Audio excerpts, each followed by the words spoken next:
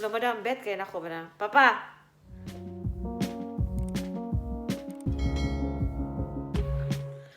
Good morning guys. It's Saturday and yan nagmamadali na kami. Pasensyahan nyo lang yung buko kasi anyway, I'm going to my friend's place, Filipina friend, Indian boss. Malapit na city dito sa amin, mga 15-minute drive. We're going there because she has a salon and it's already open. So I'm gonna get my hair done and also Ruth's gonna get his hair done as well. And then my little Maisha is here. My love is here. She is also ready. Yeah. Talian ko yung hair niya later on. So, nagmamadali na kami guys. No, alam niyo naman yung mga Dutch on time palagi. So, ayaw na iirita sila pag nalilate. So, our appointment is at 10 and it's already 9:30. So, I think sa ano na lang ako. I think I'll just eat in the car. I have brought Ruth prepared toasty. So, yeah. See you guys on the way. So, papunta na kami kay Sheila, Madam Sheila. Pakita ko yung salon niya later on. Bago yung salon niya. So, yan. Ayan. May ako. May toasty. Kasi wala na kaming time. Ana is there! Yung niya, bonnet niya. She has toasty because these people always come on time. Yeah, that's I have a toasty. No, but it takes a longer time to prepare if you have a... See, Bong, people are waiting You outside. have a baby. Yeah. So it's a nice weather. It looks really nice and warmer, but 1 degree po siya sa labas, no? 1 degree. Nice weather. Yeah. So mga 15 minutes or 20? 20 at least. Mga 20 minutes ando na kami. May pa-earring si Mudra, Char. Somebody's moving a lot. Hey. Yeah, she really likes it. Kaka-install lang ng car seat, no? Medyo natagalan. Yeah, bagong car seat na ang ating dalaging ding. Ana! She's looking at the camera. She likes it. She looks around every time and you can see that she really likes it. Parang kinikilig siya. So yeah, we'll see you guys there. Kain muna ako.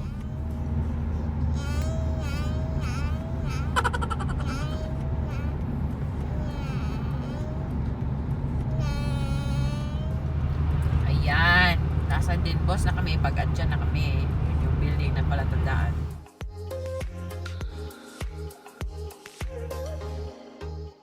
Budol tong weather na to. 1 degree talaga to. 1 degree kami.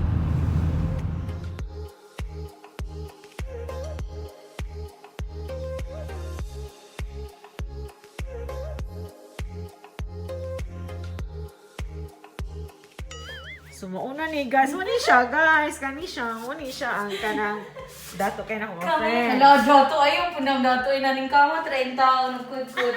Bisaya na ni Bisaya. Wow! Moy!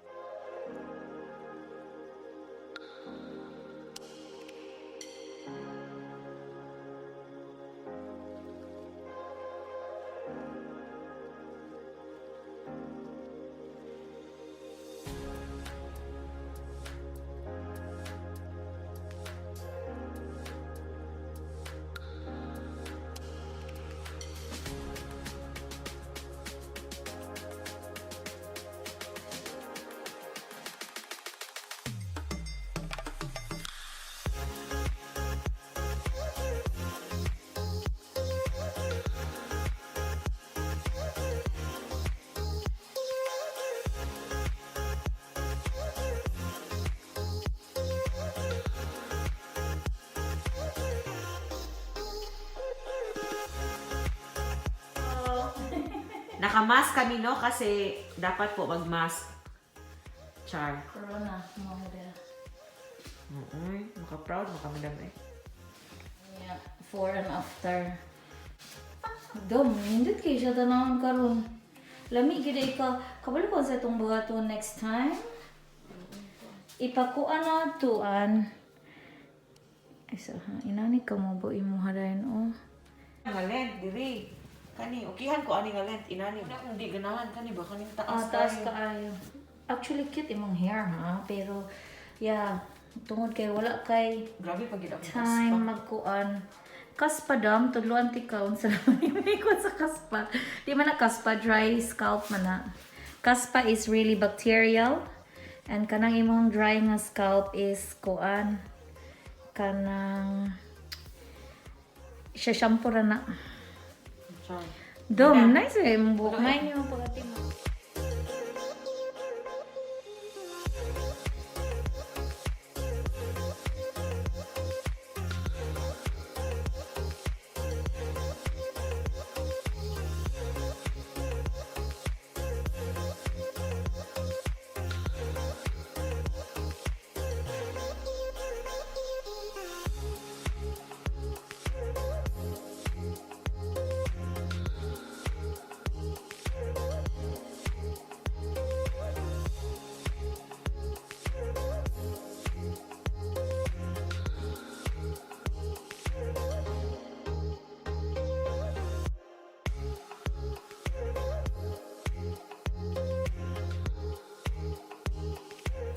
Hello! So, ito na po yung aking hairstyle. Tagalog yun. Lumabas ka doon para makita mo sa ano. Ito po si Madam. Oh, grabe king pamuhok, oh.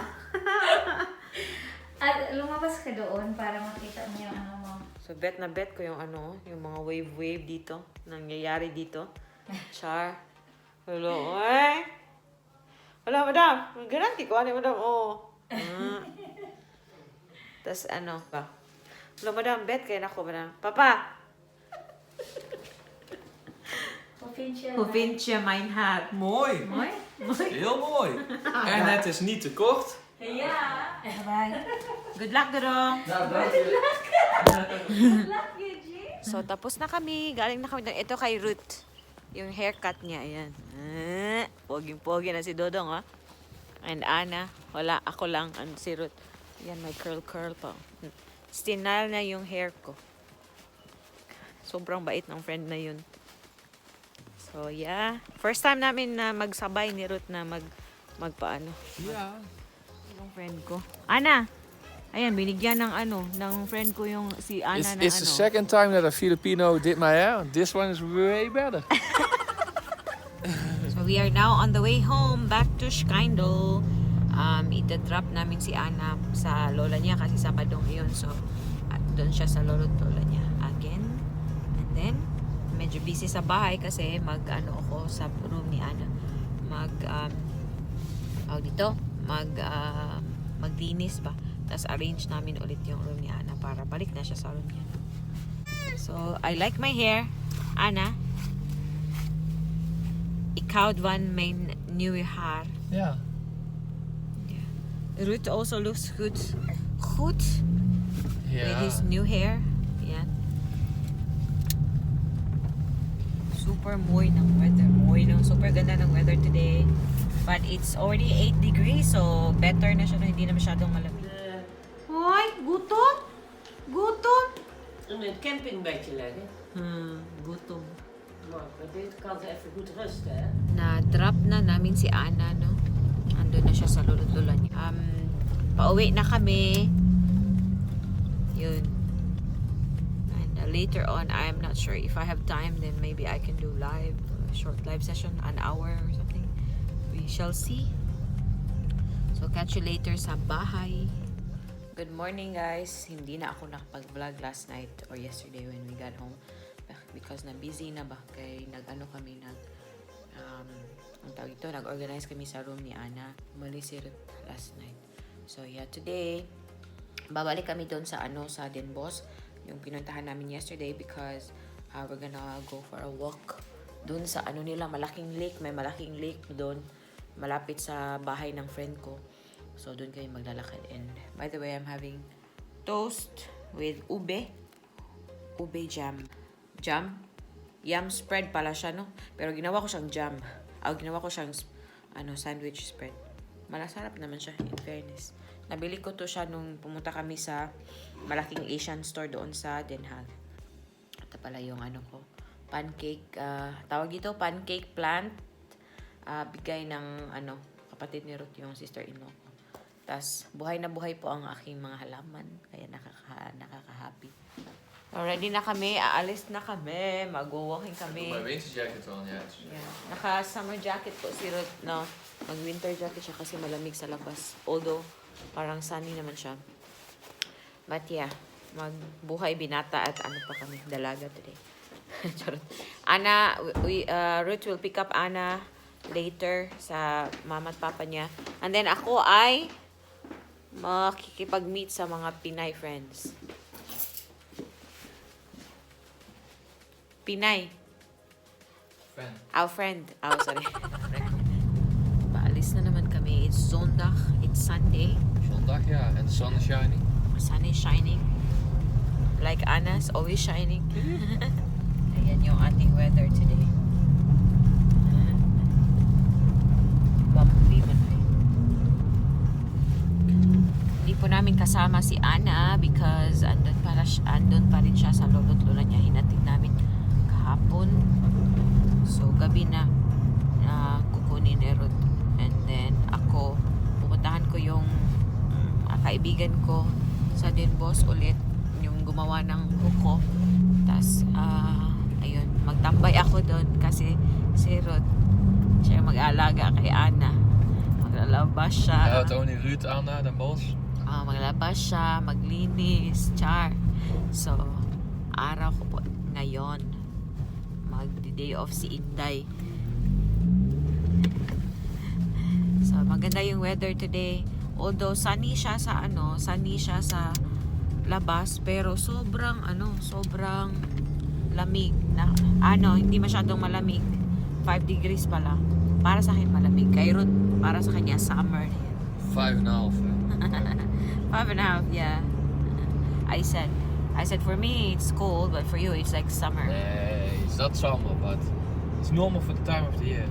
Yung update sa aking malaking pimple sa ilong, ayan, lumiliit na siya. Problema kasi, wala siyang mata ba, so parang hindi ko siya mapop. Natatakot ako i-pop siya, baka ma-infect ba. So ayan, hinayaan ko na lang siya hanggang mawala siya. So ayan, paliit, pero ito, may bago na naman ako. Grabe yung breakouts ko dito. I was saying, I'm having a lot of breakouts here. Yeah. Because of the weather, and also I think because of the food, because Ruth has been feeding me unhealthy food. You the cook? Hindi, bitaw eh. Joke. Sa weather, bitaw ni, and I think sa hormones pa siguro. But yeah.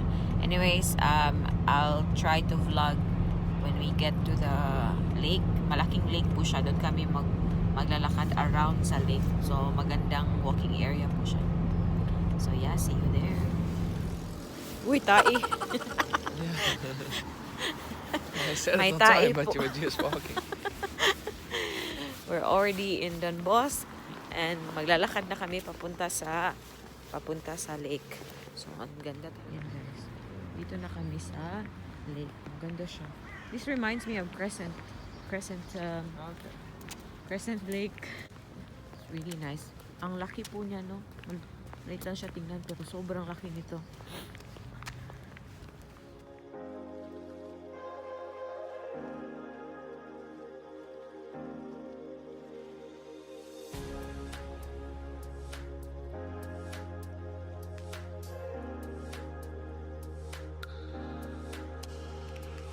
Uy, ka-nice.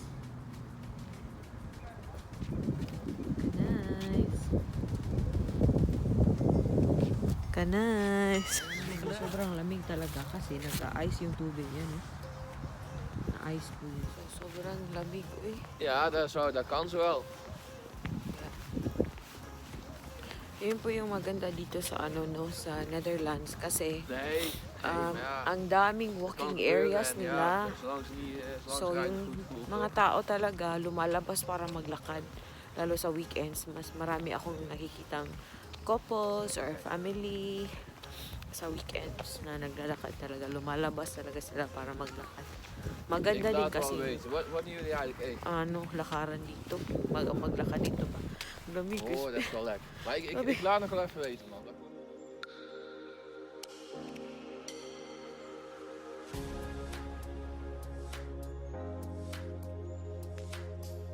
Hindi pa pala kami halfway. Mga pa lang kami, 25% pa lang ng lugar or siguro 20% pa lang. So it's a really big area. Super nice, no? I think if you live here, it's really nice, no? Because you just go, you just come out and then you just walk around. Ja, oh wel. I don't think stress exists around here, around this place.